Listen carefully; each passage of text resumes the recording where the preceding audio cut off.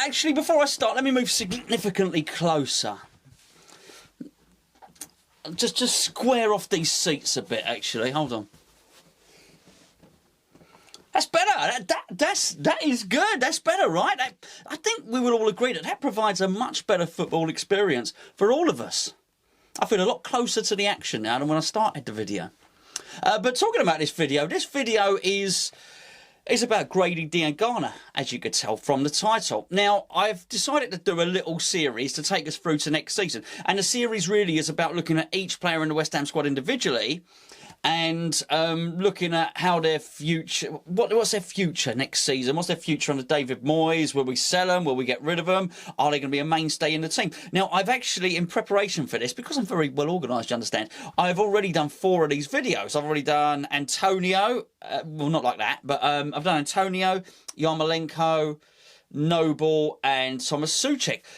But I'm going to start with this video first, for the first video in the series, because I think this video could be old really quickly. Basically, the future of Diangana is unravelling before our very eyes. And I think if I don't publish this video sort of now, then he could be sold. So we're going to have a little look at him, because I think this is a fascinating story, a really, really interesting story. So we're going to have a little look at that. And then this will be a series that goes on and on until we have covered every player in the West Ham squad. There we go. This video is sponsored by the One Football app, who are paying me to say that. But even when they weren't, I was still using the One Football app because it's a good app. You've got transfers, all the gossip, tables, fixtures, team lineups. There's only one left, isn't there? Aston Villa. We all know what that's going to be, unless Jared Bowen's injured. But that's we shall see on that. It's a very good app. It's free. If you don't like it, bin it. Clickable link down below. Not there, but, you know, underneath the screen. Click that and download it to your device. If you don't have a device, then you're probably not watching this anyway, because you have no way of watching YouTube. I wonder how you're even doing it. Okay, so on to Grady Diangana. Actually, before I do, you see this top? Can you see it? Right, this is one of those moody ones from China for a tenner, and I got it, and I thought I was quite pleased with something. I thought, yeah. Nice bargain. We won't put any money in the club shop coffers with this one. Oh, it's crap, right? After one wash, all the Betway started to crumble. I wonder if that has any deeper meaning, actually, for the future of the betting company. Who knows? It's got frayed bits on it. The West Ham's wonky, which is probably West Ham are a bit wonky. The Umbrock, or however it's spelt. I thought it was a bargain. It wasn't, but I just thought I would show you my my lovely Mickey Mouse top. Anyway, that's that. Oh, comment of the week, by the way. So you know Becky, who does our post-match reactions, Specky Becky, we call her. Somebody comment of the week has asked if Becky is Gio's daughter. And that is just the most wonderful comment I think I've ever seen. I did have one earlier on in the week, because we get lots of comments, most of them about football, or the video in hand. And one person talking about this, where I record these videos, said, "You're a grown man. A grown man shouldn't have a room like that." Which struck me as very, very funny. But then I thought, I did wonder if he was very young. And he thinks that when he becomes older, he's suddenly going to become really mature and he's not going to like toys and things like that. He might be in for a bit of a shock. Maybe he has ideas. Maybe he will have a very, very, very Spartan bedroom or something like that. Anyway, on to the subject at hand, eventually, Diangana. Right, this is crazy talk. And here's the crazy talk. That we may well consider selling him. If you're watching these videos, I'm going to take it that you're just into West Ham and you support West Ham. If you're into West Ham, you're going to be aware of how Diangana has performed for Slaven Bilic at West Brom. He's been brilliant. I mean, really good. He scored lots of goals. He's had lots of assists. He looks really tricky. If you looked at the game, so what day am I publishing this on? So this is Friday. If you saw the game, the West Brom game on Wednesday night, I mean, he scored a goal, but the tricks he was doing, and I mean, there's one point where he's surrounded by 3 guys, you know, shifted his feet, real quick feet, got out there. I think it's fair to say he is one of the best players in the Championship. Absolutely wonderful. But there's something in the back of my mind, and you guys know I like Davy Moyes, right? I like the Dave Meister, Dave-alicious, Davy, my mate. I like him. But for some reason, I have a feeling that he doesn't fancy Diangana. I don't know why. I have no proof. I just have a feeling he's willing to sell him. I mentioned this to Gio last night, and Gio said, well, yeah, I guess why wouldn't he? Basically, he can get 15 odd million for a player that he's never actually owned or never actually had. But I want Diangana to play because I do feel that this is a problem position for us, which is obviously the left side.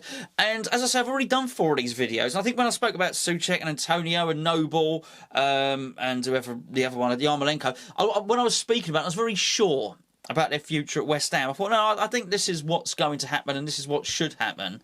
This one's really up in the air. So, so he likes, what's his name? Abire Eze. Easy, him, right? He scored in the game. Again, it's the same game. So West Brom played QPR. Diangana scored. Easy scored as well. And I can't keep doing that, can I? Really good goal, by the way. And he looks a player. He really does. But I'm not sure it's exactly what we need.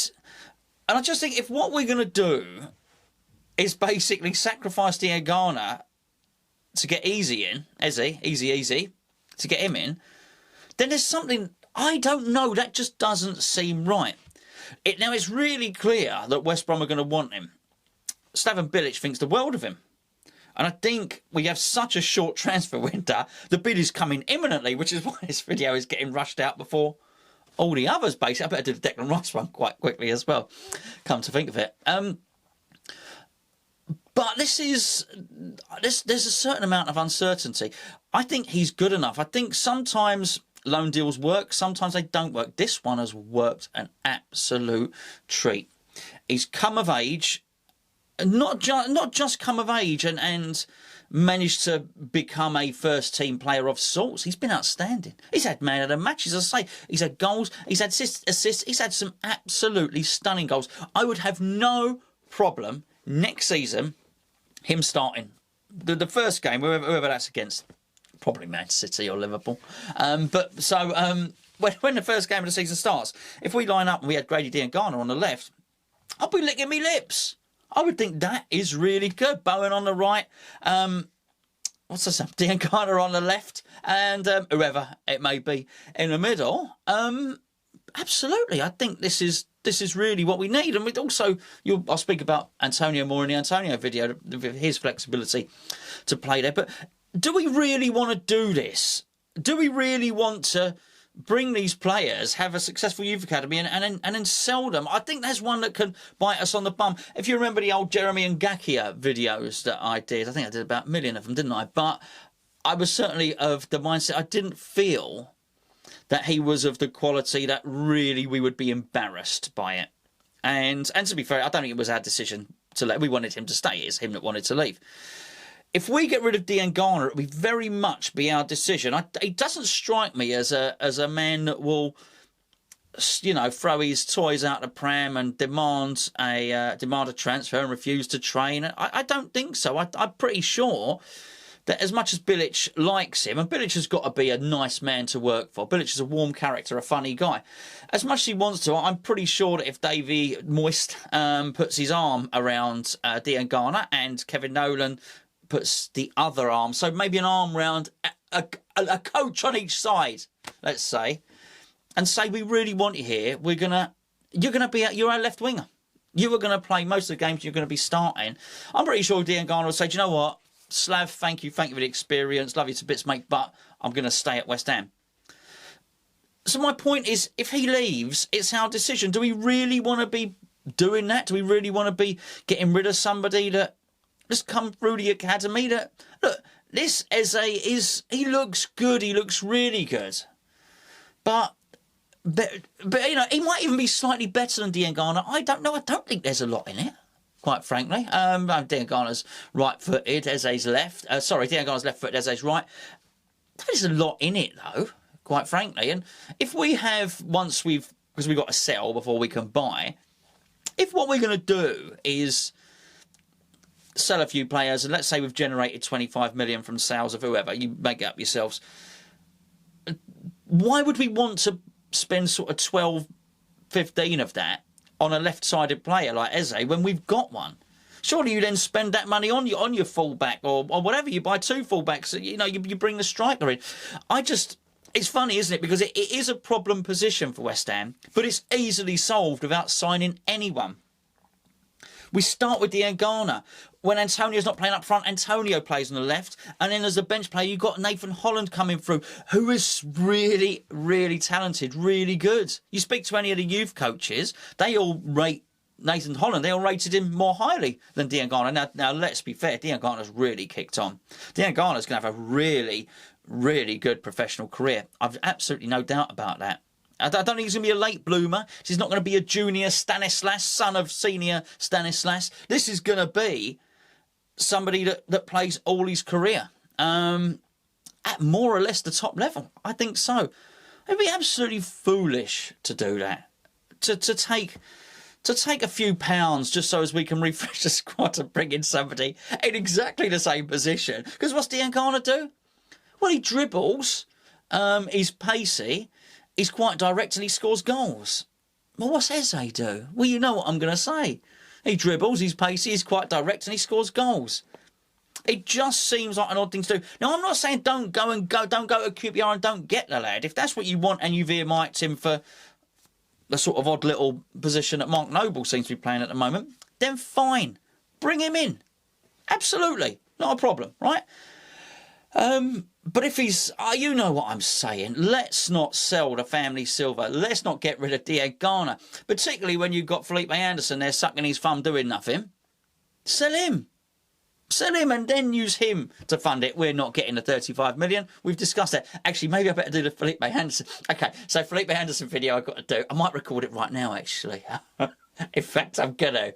And that's it. Those are my thoughts on Diangana. Let me know what you think. I think I know what you think on this one. I think the majority of you are with me here. Keep him.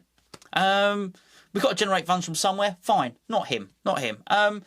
We've had what I would call the fallow years. We've had many, many fallow years of nothing through the academy. We had loads through all at once. Then pretty much nothing. And now we had some. And look, if we can hang on to Declan Rice by hook or by crook, and then we can have a bit of Ben Johnson in the team from time to time, and we can have Diangana there. This is good. This is healthy. This is what we want. It's West Hamified. I'm going with that. I'm going with West Hamified. Anyway, hopefully you've enjoyed the video. If you have, give it a little thumbs up. I never ask people to do that. I don't know why. Football friend, if you know what I'm talking about, if you haven't watched The In-Betweeners, you don't really know what I've just done then, and you probably just think he's more weird than I thought, that Gonzo fella. What else was I going to say? Yeah, so I've done a few of these. Look, some of the videos are longer, like this, whatever this is, 13, 14 minutes. Some of them are a couple of minutes long because there's not an awful lot to say. So I'll be doing this. So when the video's only a couple of minutes long, I'll give you 2 in the same day, and then we can digest ourselves. Digest ourselves? You don't want to do that. You don't want to eat yourself, do you? No, that's not a good thing. Right, I'm going to go because I'm rambling on, and I will see you tomorrow with either the Antonio video or let's get Felipe Anderson out of the way, I think. Now, the trick is to always bring your own because the stuff in here is like tracing paper, quite frankly, and you don't want to... What are you doing here? That's weird. Anyway.